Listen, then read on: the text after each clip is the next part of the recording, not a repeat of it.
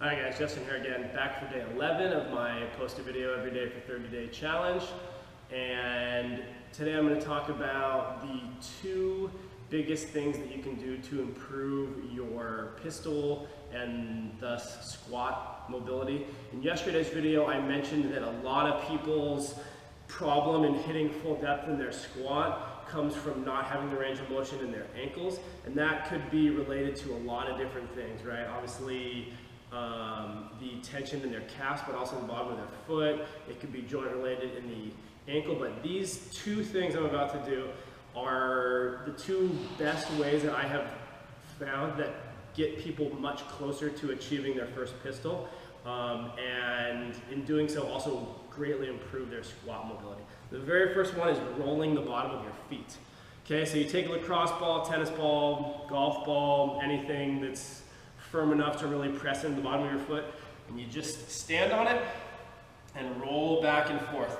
Okay, so I'm not going to spend too much time demoing this because really what this is it's all about exploring. Okay, so you want to do a couple times back and forth, going lengthwise, getting right there in front of the heel, right between the balls of your feet, kind of outside to this arch. But really what we're trying to do is pretend that the bottom of your foot is a patch of forest where someone's lost, right? When we have a search and rescue party, they have a little search grid and they go back and forth and try to cover every square inch of that forest.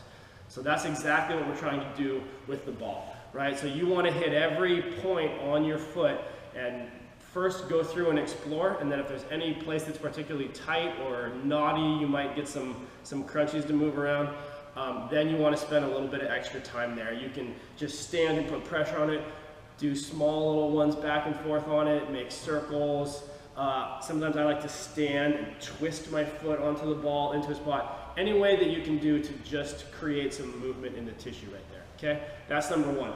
Number two is ankle decompression, right? So, oversimplified model, but for the purposes of this video, think about your ankle joint as a little cup on the top of your foot, and the head of your lower leg bones comes down and sits in it, right? And it should move back and forth, side to side a little bit, but really back and forth in there as our foot goes into plantar and dorsiflexion. So, and what can happen, we spend so much time in quad dominant things with weight on the balls of our feet and elevated heel soled shoes that the head of your lower leg bone can get pushed towards the front of this, and that's where it likes to live, right? And it just kind of gets bound up in there. So what we're going to do is we're going to put a band across the front of our leg. It's going to pull the head of your lower leg bone back a little bit in that socket. Then we can create a little bit more movement. Okay, so what that looks like, hopefully I'm not too close to the camera here.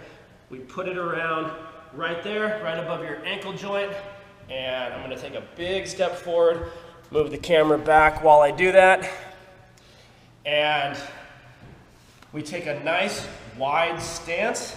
And what I'm doing is I just lean forward, pressing my knee in front over that toe, going back and forth.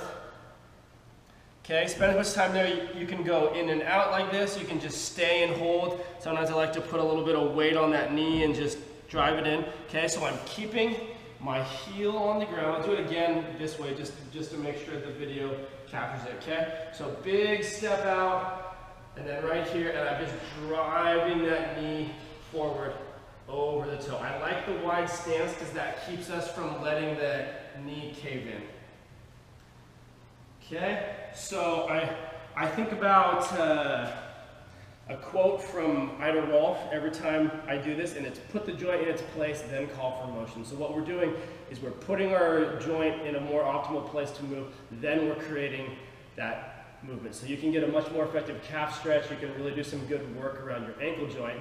Okay, and then spend a little time doing that, roll on your feet, retest your pistol in whatever variation you're working on, right? Counterbalanced, using a ring or a band for support, maybe the pole, elevated heel, or just flat on the ground, and see if that does an improvement.